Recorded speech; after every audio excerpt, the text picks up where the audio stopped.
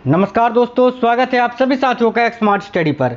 साथियों, अगर आप भी एसएससी सीएचएसएल की तैयारी कर रहे हैं और अगर आपका भी पेपर अभी 1 जुलाई से होने वाला है तो आज का ये क्लास आपको कंप्लीट देखना है। आज की इस क्लास में पूरे 51 स्टैटिक जीके के क्वेश्चंस आपको करवाएंगे और यकीन मानिए दोस्तों, ये क्लास अगर आप देख कर जाते हैं ना पेपर देने तो कई सारे क्वेश्चन आपको इस क्लास से हूबहू देखने को मिलेंगे, क्योंकि ये एसएससी के द्वारा पिछले कई सारे परीक्षाओं में पूछे गए क्वेश्चंस हैं। तो आपको ये क्लास कंप्लीट देखना ही है और अपने दोस्तों के साथ भी शेयर करना है। इस वीडियो को एक लाइक जरूर कर देना।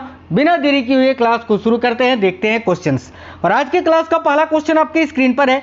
पहला क्वेश्चन ये है कि माई माता इनमें से किस राज्य के कलोई समुदाय का एक लोकप्रिय नृत्य है?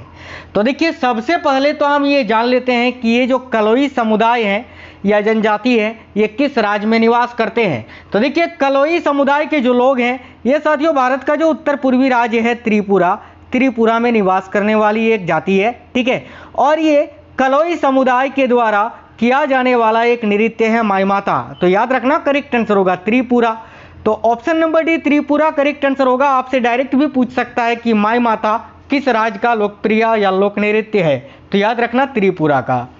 आगे देखिए, इसे त्रिपुरी लोग फसल उत्सव ममिता महोत्सव के दौरान प्रस्तुत करते हैं, ये भी याद रखना। आगे देखिए, निम्नलिखित में से कौन सा राजस्थान राज्य का नृत्य नहीं है, यानी इनमें से कौन सा एक राजस्थान का नृत्य नहीं है? तो भाई कच्ची घोड़ी, कालबेलिया, कठपुतली, ये तीनों राजस्थान राज्य का लोक नृत्य है, लेकिन बिहू जो है ना, ये साथियों असम राज्य का नृत्य है। तो इस क्वेश्चन के लिए करेक्ट आंसर होगा ऑप्शन नंबर ए, असम।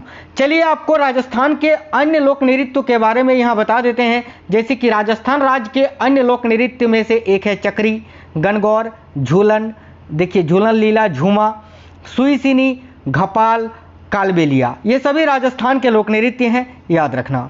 अगला है सत्रिया भारत के किस राज्य का एक पारंपरिक हिंदू शास्त्रीय नृत्य है? तो देखिए, सत्रिया की बात जब भी आए तो ये साथियों भारत के जो 8 शास्त्रीय नृत्य हैं उनमें से एक है। और याद रखना, सत्रिया जो है ना, ये असम राज्य का शास्त्रीय नृत्य है। तो राइट आंसर आएगा ऑप्शन नंबर डी, असम। देखिए, भांगड़ा कहाँ का लोक नृत्य है या लोकप्रिय नृत्य है? तो ध्यान से देखिए, भांगड़ा की बात करें तो भांगड़ा जो है ये पंजाब का एक लोक नृत्य है। गिद्धा हो या भांगड़ा हो, ये पंजाब का ही एक लोक नृत्य है, आपको याद रखना है। निम्न में से कौन सा लोक नृत्य उत्तर प्रदेश से संबंधित है? तो भाई इनमें से कौन सा लोक नृत्य है जिसका संबंध उत्तर प्रदेश से है? तो ऑप्शन नंबर बी में आपको झोरा दिख रहा है। तो सर ये झोरा नृत्य है ना, ये उत्तर प्रदेश राज्य का एक लोक नृत्य है, याद रखिएगा। आगे देखिए, स्वापो नृत्य भारत के किस क्षेत्र से संबंधित है? बहुत ज़्यादा ये क्वेश्चन पूछा जाता है। तो ये जो स्वापो नृत्य है ये भारत के किस क्षेत्र में किया जाता है? तो लद्दाख में, याद रखिएगा ऑप्शन नंबर बी, लद्दाख। अगला क्वेश्चन है, प्रसिद्ध नर्तक चेमनचेरी कुनीरामन नायर निम्नलिखित में से किस नृत्य से संबंधित है? तो साथियों याद रखना, प्रसिद्ध नर्तक जो है ये चेमनचेरी कुनीरामन नायर, ये किस नृत्य से संबंधित हैं? तो भाई देखो, करेक्ट आएगा कथकली से, ऑप्शन नंबर सी, कथकली, जो कि साथियों केरल राज्य का शास्त्रीय नृत्य है। मोहिनीअट्टम भी केरल राज्य का ही शास्त्रीय नृत्य है। मणिपुरी मणिपुर का है और सत्रिया मैंने आपको बताया असम राज्य का है। निम्न में से कौन कर्नाटका का एक नृत्य है? तो इनमें से कौन सा एक कर्नाटक राज्य का लोक नृत्य है? तो ऑप्शन नंबर डी में आपको बैलाटा दिख रहा है। तो ये जो साथियों बैलाटा लोक नृत्य है ये कर्नाटक राज्य का एक लोक नृत्य है, याद रखना। आगे देखिए, 2011 की जनगणना के अनुसार निम्नलिखित में से कौन सा जिला भारत का सबसे अधिक साक्षर जिला है? बहुत इंपॉर्टेंट क्वेश्चन है, याद रखिएगा। 2011 की जनगणना के अनुसार निम्नलिखित में से कौन सा जिला है जो भारत का सबसे अधिक साक्षर जिला है? तो देखो, करेक्ट आंसर हो जाएगा शेरछिप। ऑप्शन नंबर भी करेक्ट आएगा साथियों, शेरछिप ये भारत का सबसे अधिक साक्षर जिला है, याद रखना। शेरछिप की बात करें ना तो शेरछिप भारत के मिजोरम राज्य का एक शहर है और शेरछिप जिले का औसत साक्षरता 98.23% है, याद रखना। देखिए, 2011 के जनगणना के अनुसार देश में जो राष्ट्रीय साक्षरता का दर है वो 74.04% है, याद रखना। उसमें पुरुषों की साक्षरता दर 82.14% है, महिलाओं का साक्षरता दर 65.46% है।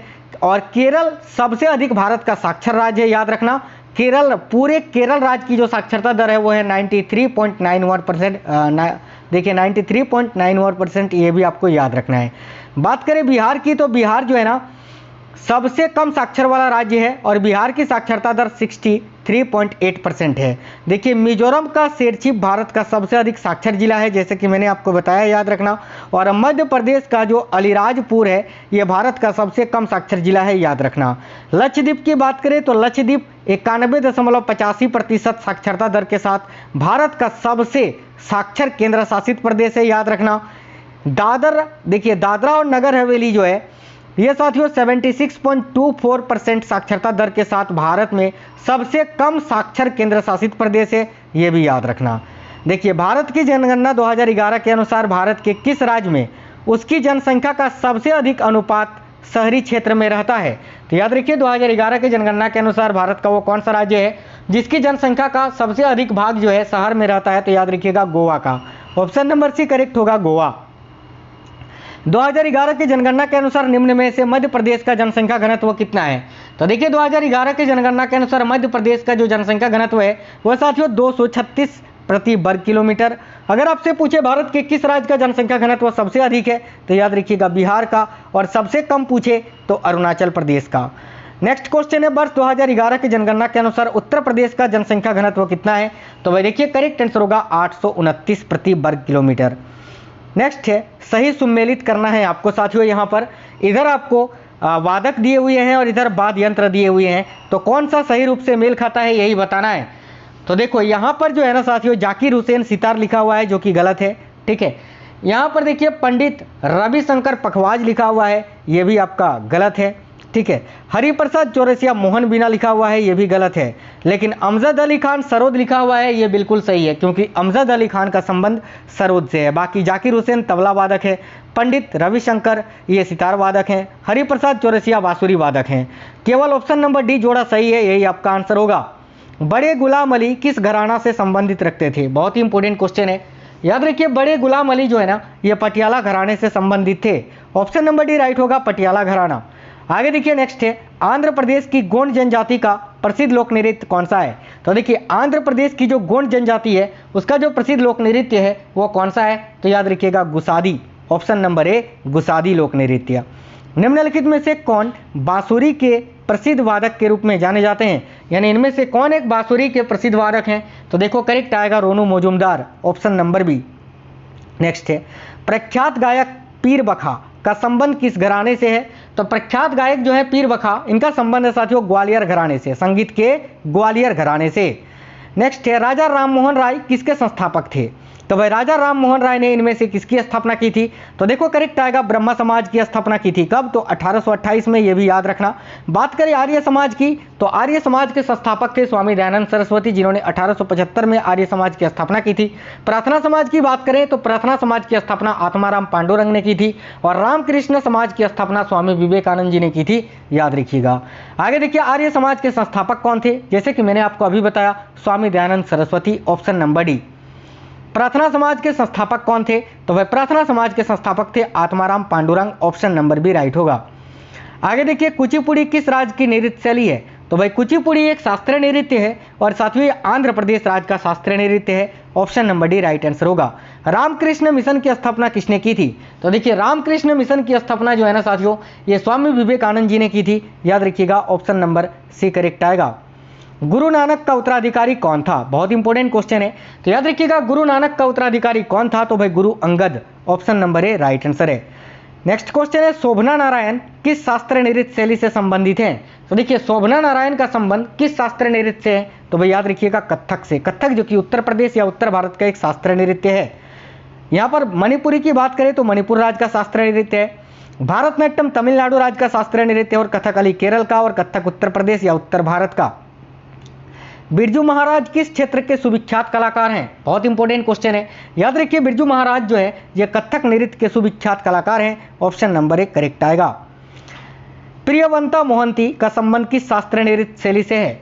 बहुत ही अच्छा क्वेश्चन है, याद रखना प्रियवंता मोहंती का संबंध जो है किस शास्त्रीय नृत्य शैली से है? तो वह ओडिसी से, ओडिसी जो कि उड़ीसा राज्य का शास्त्रीय नृत्य है। आगे देखिए भारतीय नाट्य संस्थान कहाँ स्थित है? बहुत ही अच्छा क्वेश्चन है, याद रखिएगा भारतीय नाट्य संस्थान जो है ये आपका नई दिल्ली में स्थित है साथियों, ऑप्शन नंबर ए नई दिल्ली। प्रख्यात सांस्कृतिक केंद्र भारत भवन कहाँ स्थित है? काफ़ी अच्छा क्वेश्चन है। तो देखिए प्रख्यात सांस्कृतिक केंद्र जो है भारत भवन, ये साथियों भोपाल में स्थित है। ऑप्शन नंबर सी राइट होगा, भोपाल। इंडोनेशिया में उस मंदिर का क्या नाम है जहां रामायण और महाभारत के चित्र बनाए गए हैं? तो इंडोनेशिया में स्थित उस मंदिर का क्या नाम है जहां पर रामायण और महाभारत के चित्र बनाए गए हैं? याद रखिएगा, बोरोबुदुर मंदिर। ऑप्शन नंबर ए करेक्ट आएगा। नेक्स्ट क्वेश्चन है, ड्यूस शब्द किस खेल से संबंधित है? बहुत ही अच्छा क्वेश्चन है। देखिए ड्यूस शब्द की बात करें तो यह लॉन टेनिस से संबंधित है। Option number B. अगला है, चाइना मैन शब्द किस खेल से संबंधित है? देखिएगा चाइना मैन शब्द जो है ये साथियों क्रिकेट खेल से संबंधित शब्द है। ऑप्शन नंबर ए क्रिकेट से। बिशप, बिशप शब्द किस खेल से संबंधित है? याद रखिएगा ये जो शब्द है बिशप, इसका संबंध है शतरंज से। ऑप्शन नंबर बी शतरंज। रबर शब्द किस खेल से संबंधित है? तो साथियों देखिए रबर शब्द जो है ना ये क्रिकेट से संबंधित शब्द है। ऑप्शन नंबर ए राइट होगा, क्रिकेट। लब निम्नलिखित में से किस खेल से संबंधित शब्द है? तो भाई लब की बात करें ना साथियों, लब, तो ये किस खेल से संबंधित शब्द है? तो देखो करेक्ट आएगा ऑप्शन नंबर ए टेनिस से। आगे देखिए अगला क्वेश्चन है, निम्नलिखित में से कौन सी तैराकी की शैली नहीं है? तो भाई इनमें से कौन सी एक तैराकी की शैली नहीं है? तो free style, back stroke, butterfly, ये सभी तैराकी की शैली है, लेकिन फ्रंट स्ट्रोक जो है ये तैराकी की शैली नहीं है। तो ऑप्शन नंबर सी करेक्ट होगा। हाल ही में प्रधानमंत्री मोदी कहां भारत के सबसे बड़े वैश्विक व्यापार शो का उद्घाटन करेंगे? तो भाई हाल ही में प्रधानमंत्री मोदी जी ने कहां पर सबसे बड़े वैश्विक व्यापार शो का उद्घाटन किया? तो देखिए यहां आपका करेक्ट आंसर आएगा गांधीनगर, गुजरात में। Option number C. नेक्स्ट है, हाल ही में किसने पृथ्वी विज्ञान योजना का अनावरण किया? तो पृथ्वी विज्ञान योजना का अनावरण हाल ही में नरेंद्र मोदी जी ने किया। ऑप्शन नंबर ए राइट होगा, नरेंद्र मोदी। हाल ही में प्रधानमंत्री मोदी ने कहा 400 करोड़ रुपए के फास्ट रिएक्टर प्लांट का उद्घाटन किया? तो देखो करेक्ट आएगा ऑप्शन नंबर बी, तमिलनाडु में। हाल ही में प्रधानमंत्री मोदी कहां BAPS हिंदू मंदिर का उद्घाटन किया? तो देखिए करेक्ट आएगा UAE में, यूनाइटेड अरब अमीरात में। याद रखिए option number A right answer है। किसे वर्ष 2023 के doctor BG Patel memorial award से सम्मानित किया गया? तो भाई वर्ष 2023 के doctor BG Patel memorial award से किसे सम्मानित किया गया? याद रखिएगा सत्यजीत मजूमदार जी को। Option number B. हाल ही में किस सुंदरी ने मिस इंटरनेशनल इंडिया 2023 का खिताब जीता है? तो साथियों याद रखिएगा प्रवीणा अंजना ने। Option number A. Next question है, हाल ही में किस फुटबॉल टीम ने डुरंड कप 2023 का खिताब जीता है? तो डुरंड कप 2023 का खिताब किस फुटबॉल टीम ने जीता है? याद रखिए मोहन बगान फुटबॉल क्लब ने। तो करेक्ट आएगा ऑप्शन नंबर डी। अगला 2011 की जनगणना के अंतिम आंकड़ों के अनुसार भारत का औसत जनसंख्या घनत्व प्रति वर्ग किलोमीटर कितना है? तो याद रखिए 382 प्रति वर्ग किलोमीटर। अगला है 2011 के जनगणना के अंतिम आंकड़ों के अनुसार सर्वाधिक जनसंख्या घनत्व वाला भारतीय राज्य कौन सा है? तो देखिए राइट आएगा ऑप्शन नंबर डी, बिहार। 2011 के जनगणना के अनुसार बिहार का जनसंख्या घनत्व कितना है प्रति व्यक्ति वर्ग किलोमीटर? तो देखो यहाँ आपका करेक्ट आंसर हो जाएगा ऑप्शन नंबर डी, 1106 प्रति वर्ग किलोमीटर। शक संवत पर आधारित राष्ट्रीय पंचांग का अंतिम मास कौन सा होता है? तो देखिए शक संवत पर आधारित राष्ट्रीय पंचांग का जो अंतिम महीना होता है वो होता है फागुन। याद रखिए ऑप्शन नंबर ए। भारत के राष्ट्रीय संवत के रूप में किस संवत को मान्यता प्रदान की गई है? तो राइट आएगा ऑप्शन नंबर ए, शक संवत को। याद रखिएगा बहुत ही अच्छा क्वेश्चन है। नेक्स्ट है, खानवा का युद्ध कब हुआ था? तो साथियों खानवा का युद्ध बाबर और राणा सांगा के मध्य हुआ था। कब हुआ था यह आपको बताना है। याद रखिए 16 मार्च 1527 ईस्वी में। नेक्स्ट क्वेश्चन है, कुषाण वंश का संस्थापक कौन था? तो देखिएगा कुषाण वंश का संस्थापक कौन था? तो Kujula Kadphises. Option number B correct आएगा।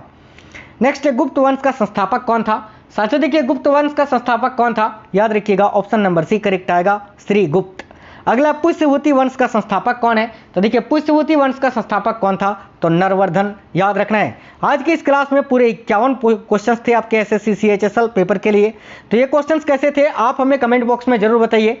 उम्मीद है साथियों ये क्लास आपको पसंद आया है। मैं आपको डेली क्लासेस कराऊंगा, उनको देखकर पेपर देने जाना। कोई भी क्वेश्चन पेपर में नहीं छूटेगा GK GS का, ये आप लिख के ले लो। मिलते हैं नेक्स्ट वीडियो में, तब तक बिल्कुल स्वस्थ रहें। जय हिंद साथियों, वंदे मातरम।